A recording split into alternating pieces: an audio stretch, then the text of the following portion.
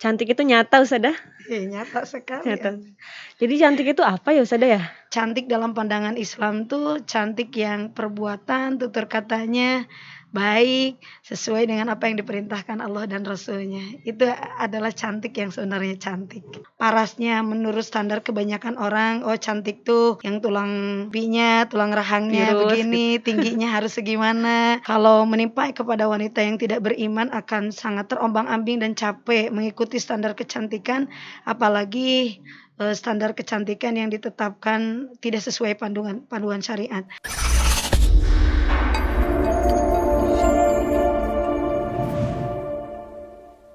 Assalamualaikum warahmatullahi wabarakatuh. Sobat IDTV, kita kembali lagi bersama podcast Idrisiyah TV bersama saya, Ainun Nurul Syadiah. Dan hari ini kami kedatangan tamu istimewa, seorang perempuan muslimah yang juga akan membahas sesuatu yang sangat istimewa mengenai perempuan, yaitu kecantikan. Mari sambut Ustazah Yeni Aida.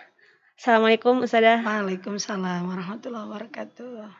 Alhamdulillah bertemu kembali dan kita akan membahas sesuatu yang fenomenal mengenai perempuan, yaitu tentang kecantikan. Cantik itu nyata Ustazah? Nyata sekali. Nyata. Jadi cantik itu apa ya Ustazah ya?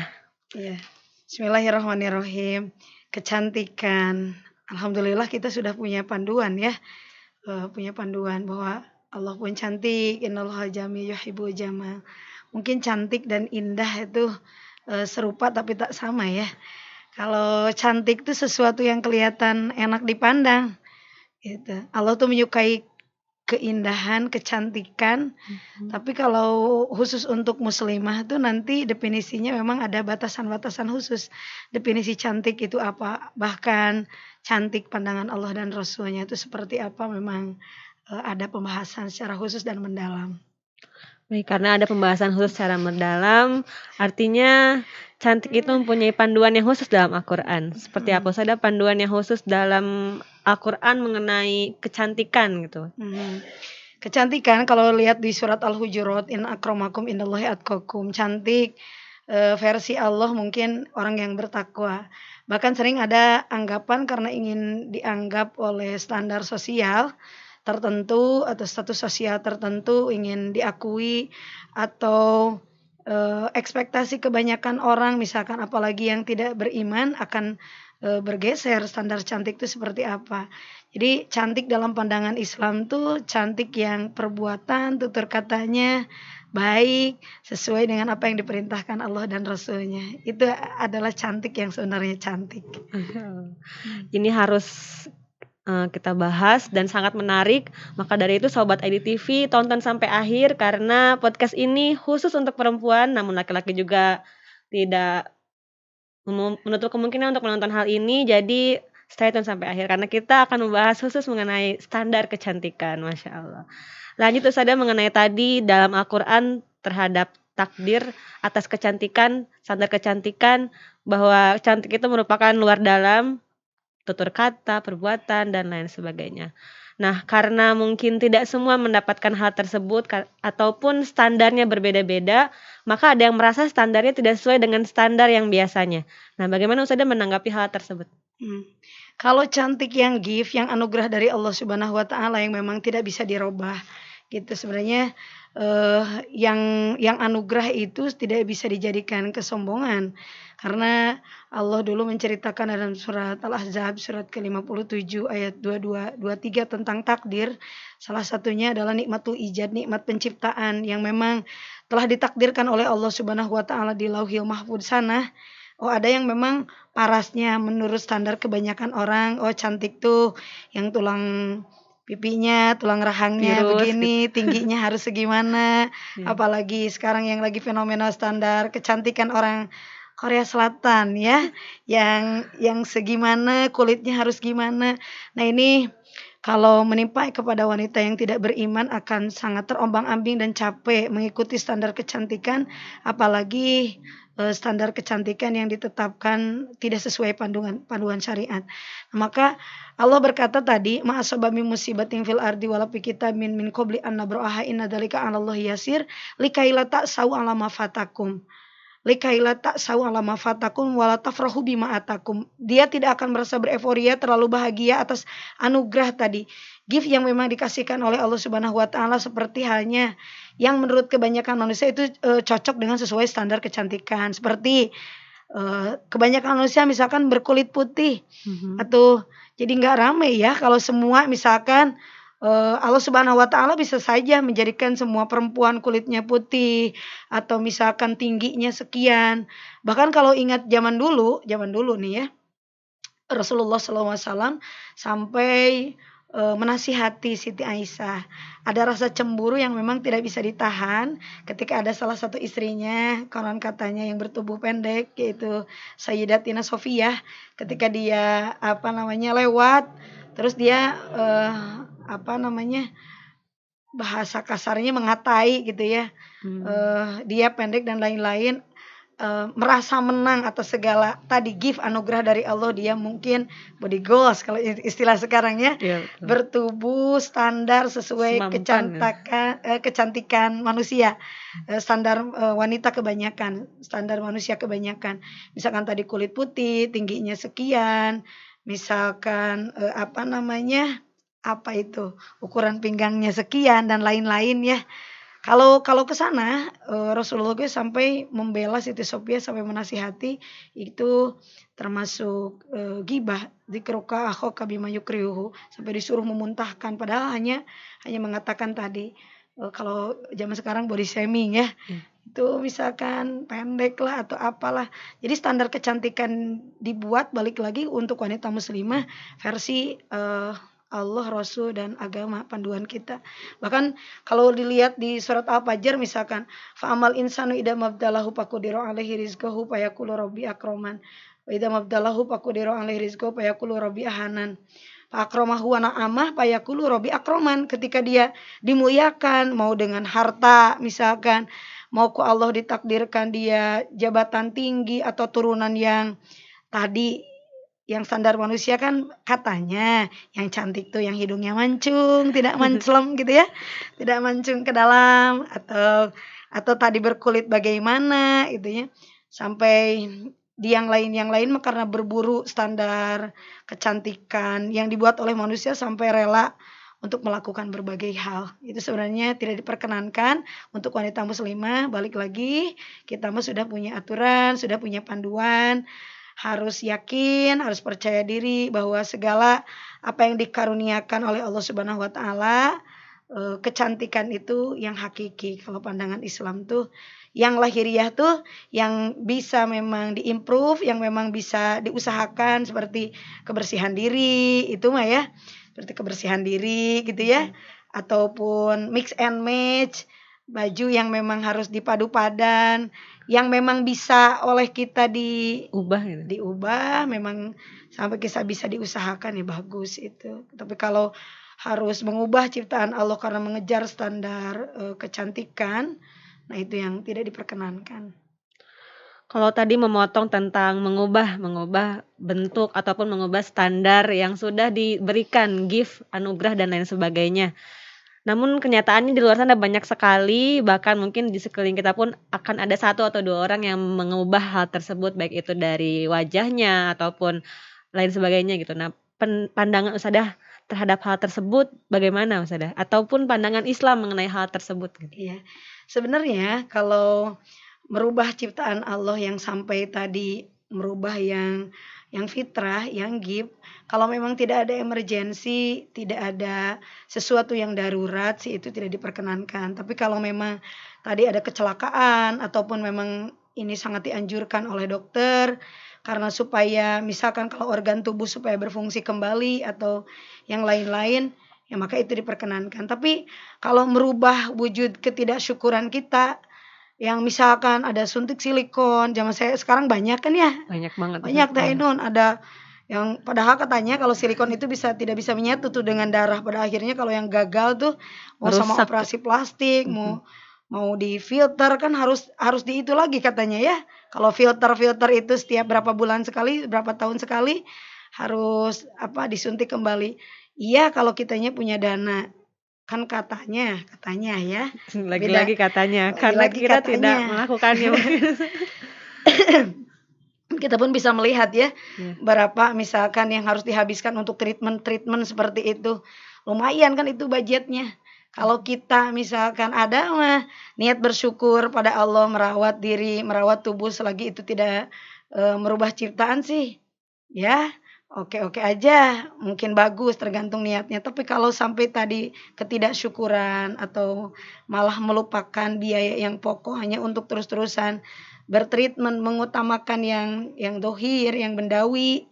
Nah, misalkan itu mah ya tidak dianjurkan. Wanita muslimah mah harus tahu skala prioritas mana yang harus lebih diutamakan itu gitu. Baik. Lalu jika kalau seorang istri nih Ustazah, kan sama suaminya harus berparas cantik, maksudnya harus bisa memperlihatkan dirinya bahwa yang terbaik untuk suaminya. Namun memang ada kekurangan tersendiri dari standar kecantikan itu sendiri. Walaupun padahal tadi sudah sebutkan standarnya memang bukan hanya itu saja. Nah, bagaimana Ustazah, padahal suaminya meminta untuk mengubah, apakah kita harus mengikutinya atau lainnya ada pilihan lain untuk tidak mengikutinya? Seperti itu Ustazah, bagaimana? Iya, justru kalau untuk seorang istri itu, ciri istri solihah, idza nadharta ilaiha sarotka. Jika dipandang oleh suaminya ya harus good looking gitu ya. Harus Good look. terlihat enak, wangi, cantik. Atau nanti kalah sama yang di luar. Balik lagi banyaknya kasus perceraian Iya misalkan betul banget. atau perselingkuhan, nauzubillah. Salah satunya yang harus dimuhasabah oleh para istri, apakah pelayanannya, pengabdiannya pada suami sudah terbaik. Salah satunya dalam hal penampilan. Justru dianjurkan dalam Islam tuh kalau para istri itu di hadapan suami itu harus secantik-cantiknya, sewangi-wanginya, seindah-indahnya.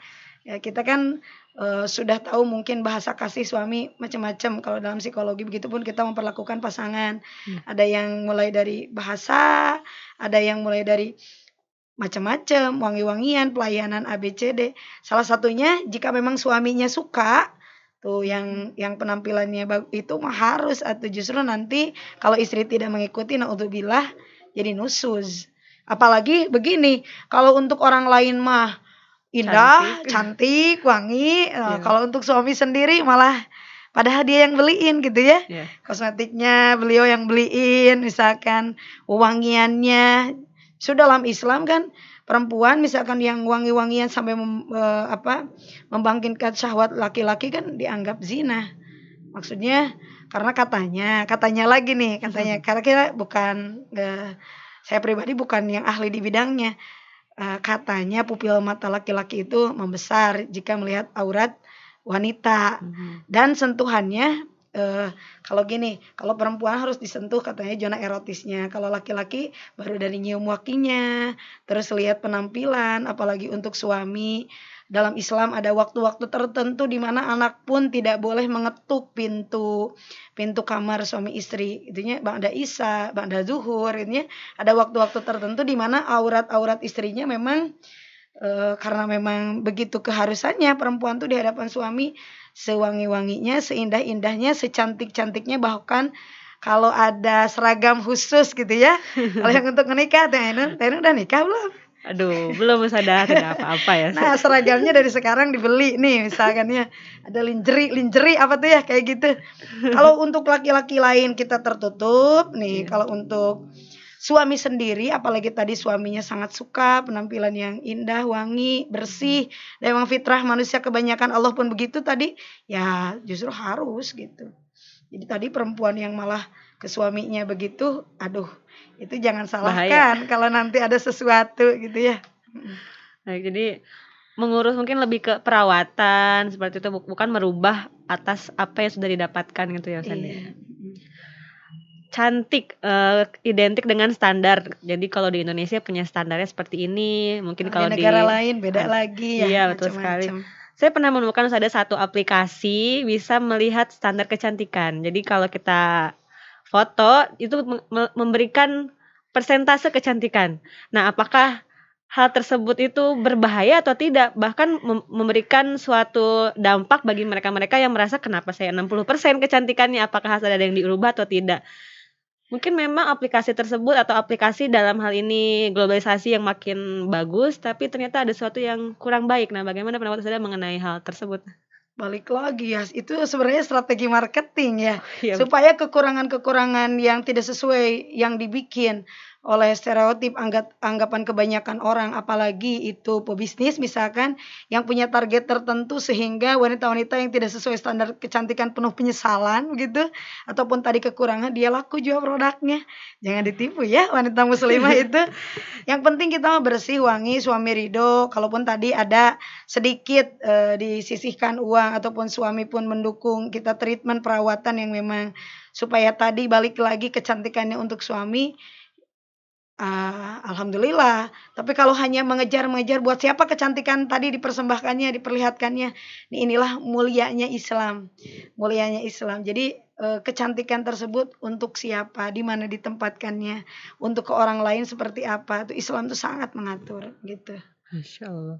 Kalau tadi cantik bagi istri, sekarang untuk bagi para jomblowati yang belum memiliki pasangan hidupnya, lalu dia mempunyai satu standar kecantikan mungkin yang ataupun beberapa orang mempunyai hal tersebut. Bagaimana sudah menjaganya supaya tidak terhindar dari fitnah dan lain sebagainya.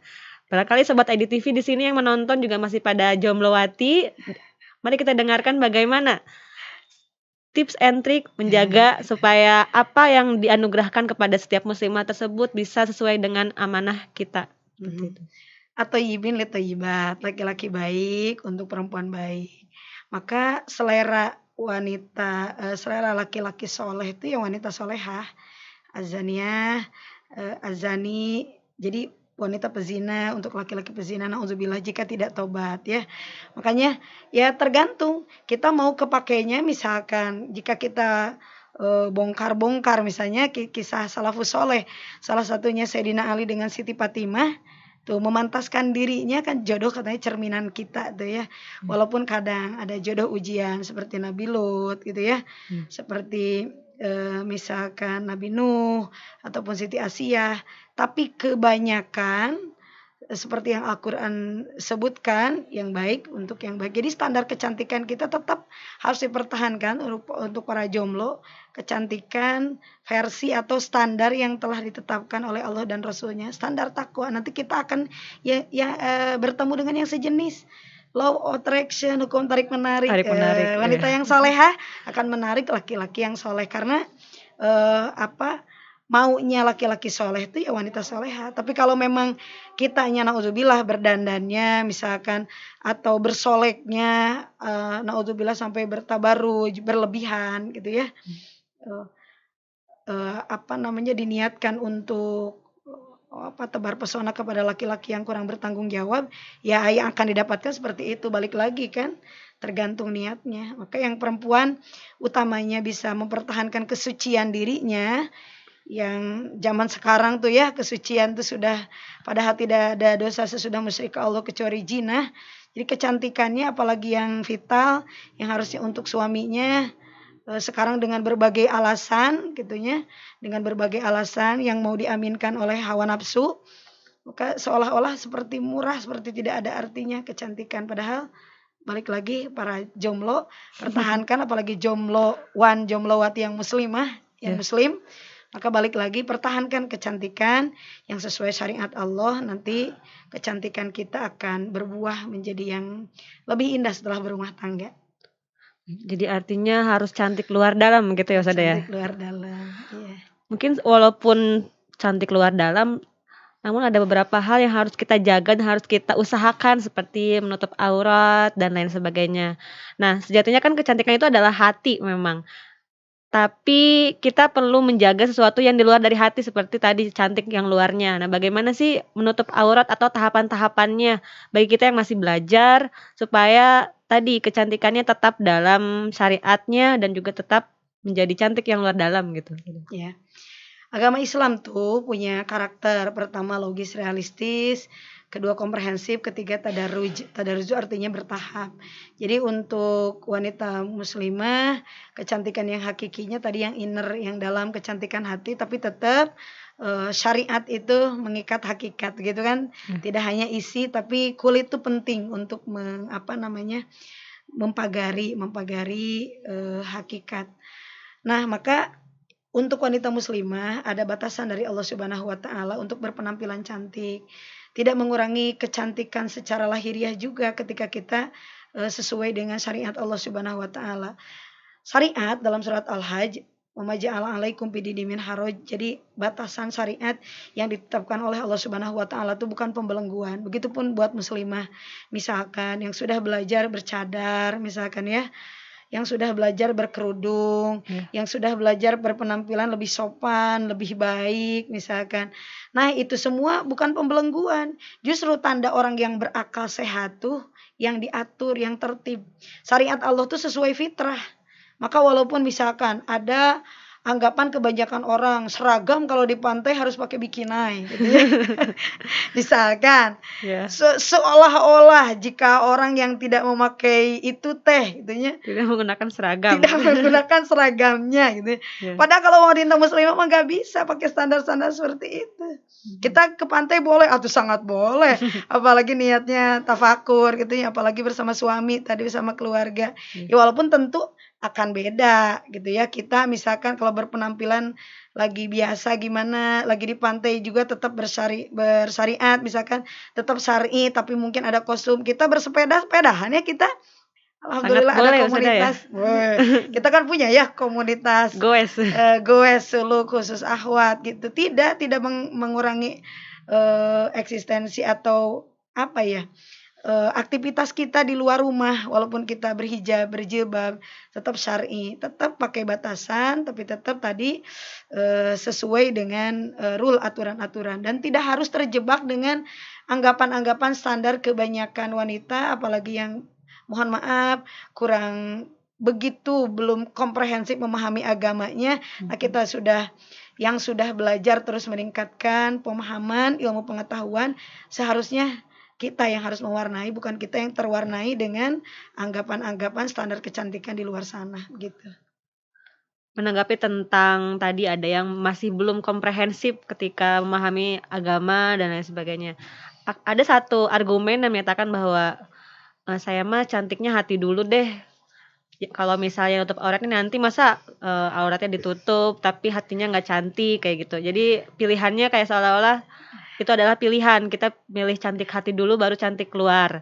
Padahal kan mungkin sebaiknya bagaimana. Nah, tanggapan saya terhadap hal tersebut yang sama sekali itu banyak sekali di luar sana yang menganggap hal tersebut dan lumrah gitu. Ya, itu sekali lagi mungkin kekurangpahaman atau kesalahpahaman dalam memahami hal itu. Tapi kita anggap wajar jika mereka tidak tahu. Tapi sekali lagi kita yang udah tahu mah berbeda pakaian yang zohir dengan pakaian batin. Walaupun ada sebagian yang menyebutkan yang kurang paham al-imanu uryanun walibasuhut taqwa wazinatul haya wasamratul ilmu. Kemudian itu semua diartikan bahwa walibasuhut taqwa, pakaian kita takwa, pakaian takwa itu diartikan ketakwaan iman yang ada di dalam hati, seolah-olah syariat itu tidak penting. Padahal gitu ya. Padahal asyariatu muqayyadatun bil haqiqah. Bahwa si syariat itu justru mempagari hakikat. Misalkan teh ainun penting isinya, pisang itu penting kulitnya. Apa dua-duanya penting? Dua-duanya penting. Kalau tidak pakai kulit kan busuk. Ya syariat juga bukan berarti nauzubillah kita yang sudah belajar belum lulus ya, kita semua juga kalau tuzaku anfusakum wa alamu tidak merasa diri lebih baik. Kita mah hanya belajar mengikuti aturan syariat agama Islam. Buat perempuan harusnya begini gitu ya. Harusnya seperti menutup aurat tuh harusnya seperti ini. Bahkan kita belajar bercadar walaupun berbagai ulama ikhtilaf berbeda pendapat, tapi dalam ranah fikih kita harus saling menghargai karena masing-masing punya dalil, masing-masing punya hujah. Hidup adalah pilihan, silahkan yakini. Kurang yakin silakan istikharah karena setiap pilihan kita akan dipertanggungjawabkan di sisi Allah. Asal dalil-dalilnya jelas ya. Menanggapi tadi mending hatinya dulu yang dicantikin tidak bisa dipilih gitu. Jadi syariatnya belajar terus ditutup sambil hatinya pun terus diperbaiki. Karena yang diterima amal oleh Allah itu yang zohirnya sesuai syarat dan rukunnya, hatinya juga bersih dari segala penyakit hati, ujub, riya, takabur. Ya kita atuh mudah-mudahan mah jadi dorongan, jadi doa gitu ya. Karena namanya juga libasut taqwa. Kalau libasut taqwa teh sesuatu yang mendorong ketakwaan gitu ya. Yang mendorong ketakwaan atau misalkan kalau gitu ya. Kalau penampilannya kita sudah belajar sedikit meningkat, lebih tertutup, atau masa kita teh ada beban tersendiri. Maksudnya beban di sini bukan beban pembelengguan yang berat. Misalkan ada tugas, ada kewajiban sendiri ke kita, bahwa mudah-mudahan akhlaknya pun jadi lebih baik. Jadi menjadi sebuah doa si penampilan ini. Bukan berarti harus dipilah-pilah. Oh, harus cantik hati dulu baru cantik ininya. Ya enggak begitu. Bukan pilihan berarti. Bukan pilihan karena beda. Ini wilayah syariat. Kalau tadi cantik hati wilayah hakikat gitu. Beda jalur, beda ininya, beda aturannya, beda segmennya gitu. Oke. Jadi memang kita tidak bisa memilih mana dulu yang harus dipercantik, tapi sebisa mungkin berusaha untuk mempercantik keduanya gitu ya. Mempercantik keduanya, walaupun tadi bertahap, karena kan masing-masing punya punya case sendiri, punya problem sendiri, kenapa belum bisa melakukan tahapan menutup aurat kepada yang lebih kafah, kepada yang lebih sempurna. Kita pun tetap berbaik sangka, tetap berteman, tetap terus mengajak, berdakwah tanpa menghakimi atau naudzubillah mencibir dan lain-lain, menyepelekan, tidak gitu. Baik. Sekarang saya mau bertanya tentang tips dan trik Ustazah. Yang pertama, tips dan trik bagi para muslimah sobat IDTV yang masih belajar, belum menggunakan kerudungnya misalnya. Bagaimana untuk mengusahakan supaya mampu melanjutkan atau meningkatkan usahanya ketika masih belajar. Iya. Balik lagi, orang beriman mah yarjullah wa yaumal akhir. Berharap kepada Allah dan berharap kepada hari akhir. Kalau urusan akhirat di nanti-nanti, nih jadi ingatnya gitu. Misalkan alasan kita belum belajar meningkatkan atau menunda-nunda, ya tulul ama. Emang setan tugasnya begitu. Nunda-nunda, pada harusnya Al-Baqarah 208 udkhulu fisilmi kapah, masuk ke dalam agama, dalam syariat itu kapah totalitas. Satu-satunya jalan yang akan menyelamatkan, membahagiakan, menguntungkan, mensukseskan dunia akhirat, aturan agama kan begitu. Seolah-olah nanti aja, justru terbalik. Untuk akhirat itu besok. Misal kita udah malu, saya mah berpenampilan gini jadi enggak modis. Balik lagi, cantiknya mau versi siapa? Mau versi Allah Rasul atau versi manusia? Balik lagi, manusia punya surga, punya neraka enggak? Apakah jika kita tidak mendapat prestis, tidak mendapat penghargaan dari manusia, membuat kita jadi gimana, dapat surga? Ataupun sebaliknya, jika kita mendapat cibiran, ini buat menguatkan ya, supaya kita bersegera menjemput segala aturan Allah misalkan. Ya, jika pun nanti alasannya tadi tidak modis, balik lagi, apa nawaitunya? Cantiknya mau kata siapa? Oh, kata Allah Rasul, balik ke syariat. Ataupun malu nanti begini misalkannya. Banyak faktor, tapi kalau faktornya dari internal, misalkan malu takut dibilang begini, dah kita tidak merasa begitu. Nanti dibilang sok suci lah, aduh ahwat berhijrah gitu ya. Kenapa malu? Diaminkan saja, amin. Walaupun tadi kan tetap gak harus banyak dibicarakan, dah dalam hati, dah hati pun kita pun gak merasa lebih baik dari mereka. Dan rahmat Allah disembunyikan gitu ya. Tidak menjadi bagaimana gitu. Jadi motivasi buat akhwat supaya kita berubah lebih baik. Urusan akhirat jangan ditunda. Ka'annaka tamutu godan, urusan akhiratmu jangan dibesokin.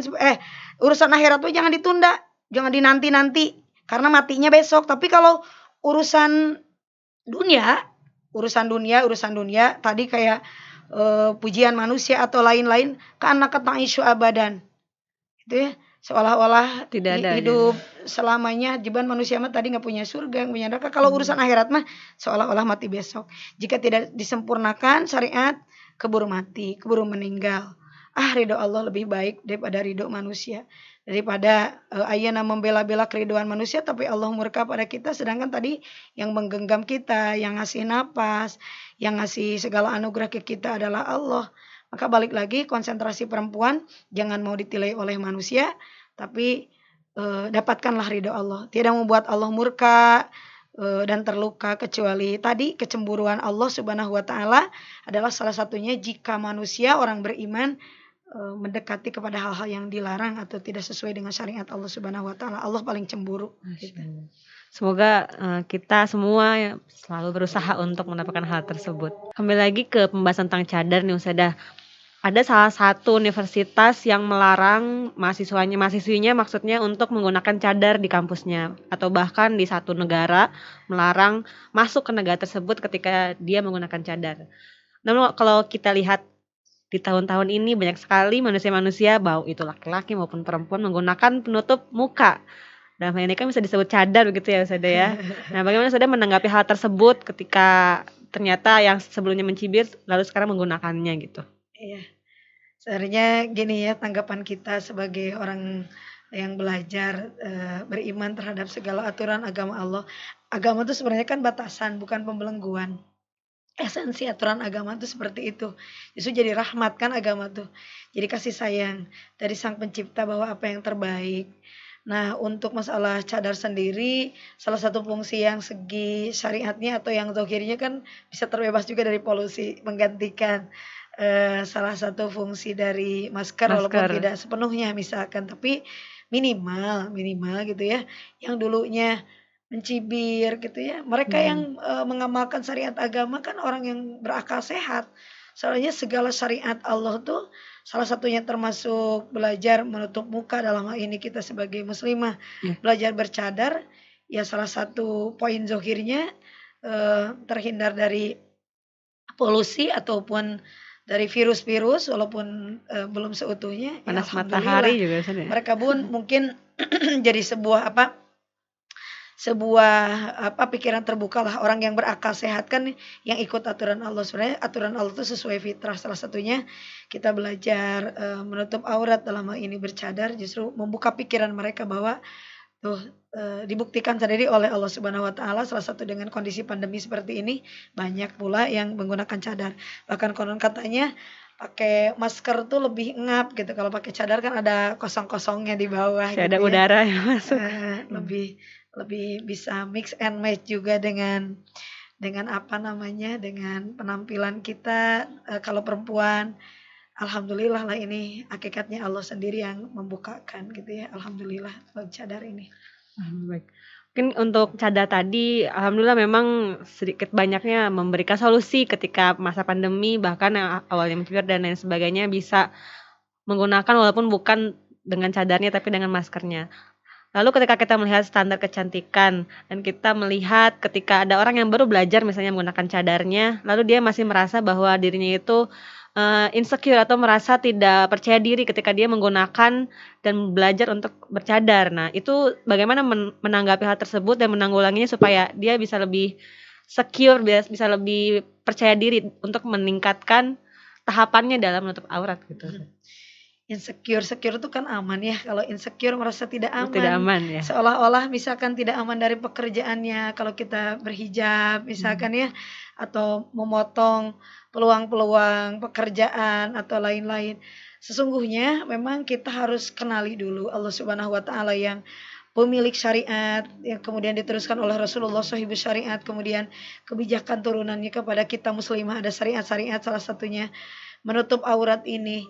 Nah, dari balik lagi itu keimanan dan keyakinan. Ya, insekuritas, merasa tidak aman dari segala hal, bahkan tadi menyebabkan tidak percaya diri. Ya, itu balik lagi wanita muslimah kalau yarjullah wa yaumal akhir memang harus